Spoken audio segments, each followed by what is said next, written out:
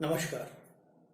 आज का हमारा जो प्रश्न है हिंदी साहित्य के द्वितीय वर्ष में प्रथम प्रश्न पत्र का प्रश्न है और महत्वपूर्ण प्रश्न है, अनिवार्य प्रश्न है। एक तरीके से हम रस पर विस्तार से बात कर चुके हैं और रस के बाद जो दूसरा महत्वपूर्ण सिद्धांत आता है वह है अलंकार सिद्धांत। आज हम अलंकार पर विशेष रूप से बात करेंगे, जिसमें अलंकार का अभिप्राय क्या है, प्लस हिंदी साहित्य में और भारतीय वाङ्मय में अलंकार का महत्व क्या है, साहित्य से उसका जुड़ाव क्या है, इस विषय पर हम विस्तार से चर्चा करेंगे।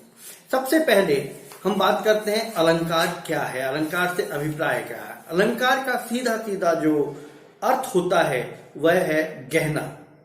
अलंकार का सीधा अर्थ है सजावटी सामान, अलंकृत करना, सौंदर्य में अभिवृद्धि करने वाला तत्व अलंकार कहलाता है।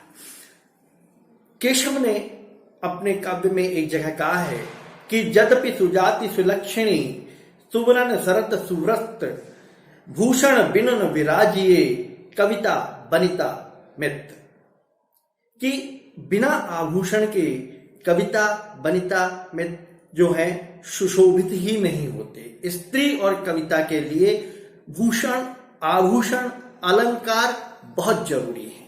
तो वो अलंकार ही हैं जो काव्य में चमत्कार पैदा करते हैं, काव्य को सौंदर्य देते हैं, काव्य की सौंदर्य में अभिवृद्धि करते हैं। तो आज हम अलंकार के बारे में बात कर रहे हैं कि एक साधारण सा वाक्य, एक साधारण सी काव्य की पंक्ति अलंकार के सामंजस्य से चमत्कार पूर्ण कैसे हो जाती है, किस प्रकार से वो सौंदर्य से भर जाती है, किस तरह से उसके सौंदर्य में अभिवृद्धि होती है, हम बात करते हैं अलंकार की। भावाभिव्यक्ति के सहज तरंगों में जो अनादिकाल से सौंदर्य की अभिवृद्धि करने वाला तत्व है वह है अलंकार।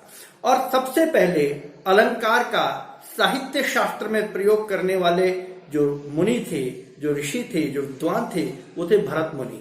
उन्होंने अपने अलंकार के शास्त्रीय विवेचन के आधार पर हिंदी साहित्य में ही नहीं बल्कि संस्कृत साहित्य के प्रारंभ से ही इसे शुरू कर दिया था और अपने नाट्य शास्त्र में इसकी उपस्थिति को दर्ज करवाया था कि अलंकार के बिना कहीं भी किसी भी साहित्य में के सौंदर्य में अभिवृद्धि नहीं होती। यह बात आचार्य भरत मुनि ने बहुत स्पष्ट रूप से प्रतिपादित कर दी थी। तो भरत मुनि ने विशेष रूप से जो उस समय में 4 प्रमुख अलंकार माने जाते थे, जिनमें था उपमा, रूपक, दीपक और यमक। इन 4 अलंकारों के प्रयोग से काव्य में जो चमत्कार उत्पन्न होता था वह अलंकार साहित्य का प्रारंभिक दौर था। साहित्य में अलंकारों के प्रयोग का प्रारंभिक दौर था, साहित्य में अलंकारों की पहचान दिलवाने का प्रारंभिक दौर था। और यह जब लगातार आगे बढ़ने लगा तो आचार्य भामह ने सर्वप्रथम काव्यालंकार नामक अपने ग्रंथ का प्रतिपादन किया, सृजन किया और उसमें उन्होंने 38 अलंकारों की परिकल्पना की। 38 अलंकारों में उन्होंने जो सबसे प्रमुख अलंकार माना वह था वक्रोक्ति अलंकार, और उन्होंने वक्रोक्ति को अलंकारों का प्रधान माना। उनका मानना था कि वक्रोक्ति के माध्यम से जो काव्य में चमत्कार उत्पन्न होता है वह अद्भुत और बहुत ही शानदार चमत्कार उत्पन्न होता है। तो भामह ने उस अलंकार सिद्धांत को पुष्ट किया और यही कारण रहा कि भामह के काव्यालंकार के बाद भामह को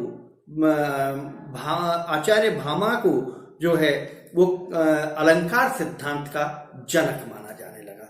इसके बाद बहुत सारे प्रवर्ती जो हैं साहित्यकार आए जिन्होंने अलंकारों को अपने काव्य में स्थान दिया, अलंकारों के महत्व को प्रतिपादित किया, अलंकारों के महत्व को समझाने का प्रयास किया, उनके प्रयोग में अभिवृद्धि की तथा उनको मांझा, अलंकारों को मांझा और अलंकारों को मानकर काव्य को और अधिक सौंदर्य प्रदान किया। तो उसके बाद प्रवर्ती बहुत सारे कवि रहे, आचार्य रहे, जिनमें आचार्य मम्मट हैं प्रमुख रूप से, कवि आशाधर भट्ट हैं, विश्वनाथ हैं, देवेश्वर हैं, बहुत सारे ऐसे कवि आचार्य रहे जिन्होंने अलंकार साहित्य को एक तरीके से कहा जाए कि मजबूती प्रदान की और साहित्य में उनके स्थान को मूल रूप से स्थापित किया, जिनमें सबसे प्रमुख रुद्रट और वामन नाम के जो आचार्य रहे हैं, आचार्य उद्भट जो रहे हैं, इनका योगदान काफी बड़ा रहा है। रुद्रट, उद्भट, आचार्य वामन, इनका अलंकार साहित्य को स्थापित करने में बहुत महत्वपूर्ण योगदान रहा है और उन्होंने अलंकार को काव्य की आत्मा के रूप में प्रतिपादित किया है कि काव्य की आत्मा अलंकार के माध्यम से ही प्रतिपादित होती है। तो अलंकार का स्वरूप का जो विस्तार हुआ है वो इसी तरीके से हुआ है।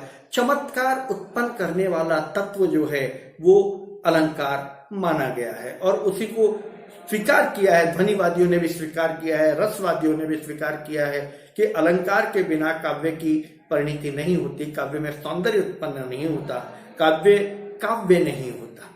यह बात ध्वनिवादी भी मानते हैं, यह बात रस सिद्धांतवादी लोग भी मानते हैं और उनका मानना है कि हम एक नायिका, बहुत खूबसूरत नायिका है और खूबसूरत नायिका के सौंदर्य में और अधिक अभिवृद्धि यदि करनी है तो उसको सुंदर गहनों से सुसज्जित किया जाता है।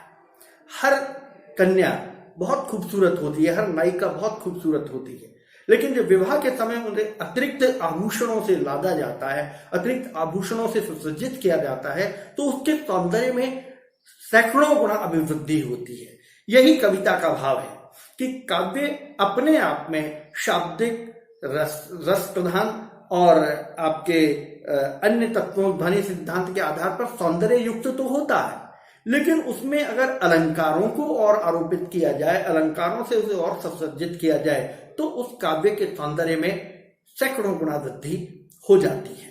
तो इस सिद्धांत को परवर्ती जितने भी आचार्य रहे हैं, भामह के बाद के आचार्य रुद्रट, वामन आदि आदि, इन सबने भी इसको स्वीकार किया और उसके महत्व को इसी रूप में उन्होंने प्रतिपादित किया। शब्दालंकार की व्युत्पत्ति या अलंकार की व्युत्पत्ति के बारे में कई बार प्रश्न उठता है।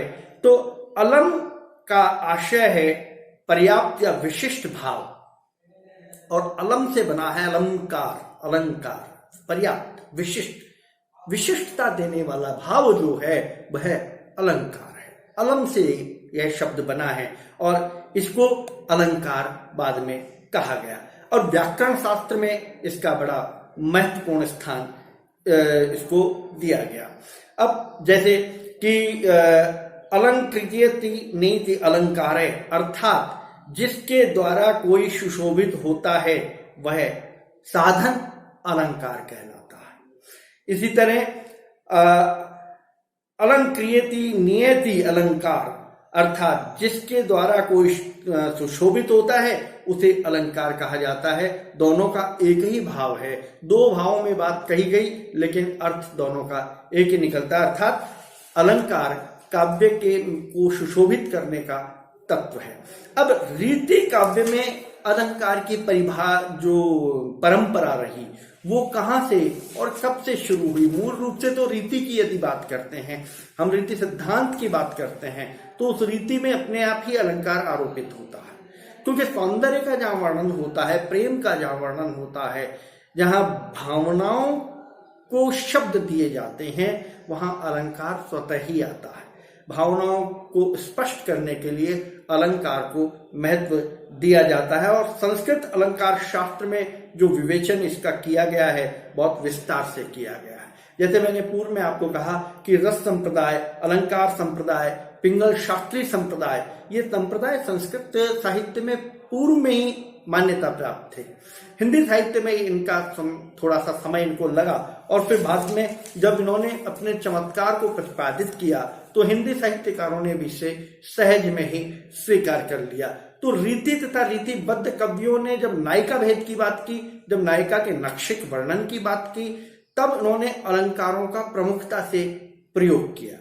और सौंदर्य की अभिवृद्धि, जैसे मैंने आपसे पहले कहा कि सौंदर्य का जब वर्णन हो रहा है या सौंदर्य में अभिवृद्धि करने की जब बात आती है तो आप बिना अलंकारों के नहीं चल सकते। यही कारण रहा कि अलंकारवादी जो चेतना है उसको फैलाने का जो काम रहा वो आचार्य केशव का सबसे प्रमुख रहा। और केशव की पंक्तियां हमने इस व्याख्यान के प्रारंभ में ही पढ़ी थी कि यद्यपि सुजाति सुलक्षणी सुबरन सरस सुवृत्त भूषण बिनुन विराजिए कविता बनिता मित्र। अर्थात हम ये कह सकते हैं कि अलंकार बाह्य सौंदर्य तत्व माना जाता है, लेकिन अलंकार संप्रदाय जो है वो सबसे प्राचीन होने के साथ काव्य के लिए एक अनिवार्य तत्व है, काव्य के विकास के लिए अनिवार्य तत्व है। और आधुनिक युग में इसका चमत्कार और अधिक देखने को मिलता है, क्योंकि अब काव्य में अलंकारों को आरोपित करना पड़ता है। तो अलंकार का अपना एक महत्व रहा है और अलंकारों का साहित्य में प्रयोग भी प्राचीन काल से चलता आ रहा है। तो इस तरह से हम अलंकार क्या है, अलंकार का निरूपण कैसे है और रीति काल में अलंकार का महत्व क्या है, इस प्रश्न को हम तैयार कर सकते हैं। परीक्षा की दृष्टि से महत्वपूर्ण है, प्रश्न आप तैयार कीजिएगा। यदि आपने चैनल सब्सक्राइब नहीं किया है तो प्लीज चैनल को सब्सक्राइब कर लीजिएगा, आइकन बेल दबा दीजिएगा, वीडियो को लाइक कीजिएगा और शेयर कीजिएगा। और आपके कोई सुझाव हैं कमेंट्स बॉक्स में आपको सुझाव दीजिएगा। साथ ही आप कुछ विशेष विषय पर यदि कोई वीडियो चाहते हैं तो वो भी कमेंट्स बॉक्स में आप लिख दीजिएगा। हम प्रयास करेंगे आपके लिए अच्छे से अच्छी सामग्री उपलब्ध कराई जाए। नमस्कार।